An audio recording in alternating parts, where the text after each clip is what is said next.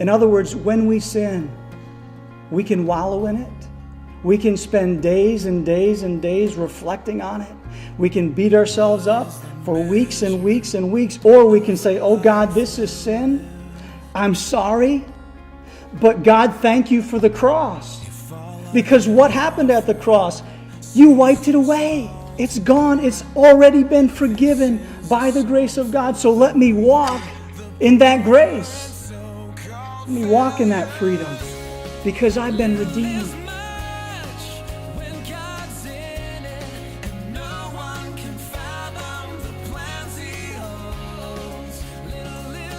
Because it's better to maybe doubt and question and dig further than to have a false sense of assurance. What do I mean? It's better to say, well, my parents were Christians, therefore I must be a Christian. When in fact, maybe you have never ever taken that step of faith. You individually have never put your faith in Jesus Christ. You've never bowed your heart at the foot of the cross and said, oh God, have mercy on me, a sinner. I know I don't measure up. I need your love. I need your grace. Jesus, thank you for dying for me, and I embrace you and I invite you into my life.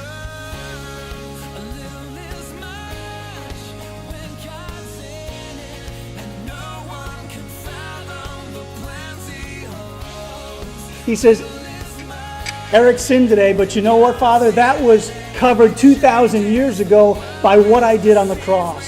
He's clean. He belongs to me.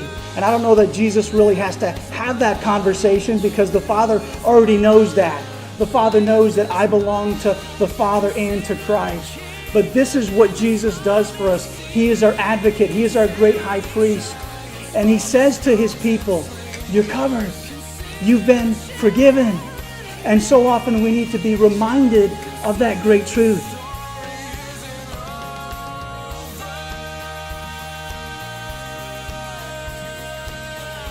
All of Scripture is powerful.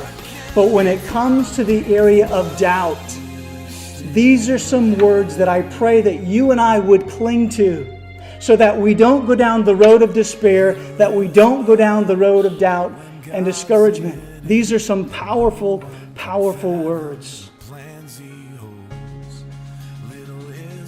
When I look at the poor old lady who can't get across the street, what do I think about? I think about someone who was poor and helpless, a poor, helpless sinner. And Jesus helped me across the street, so to speak. I was on a street, the side of the street called hell. And there was nonstop traffic flowing. And there was no way I could get across the other side of the street called heaven. But yet Jesus steps in, He stops the traffic by the cross and says, Eric, come on, come across, have everlasting life when you believe in me. Jesus did that for a poor, helpless sinner, a wretch like me. Therefore, when I see someone in need, that should be what motivates me to do it for the glory of Christ, for the cause of Christ, because Jesus changed my life. That's why we should do those things. That's why we should be obedient.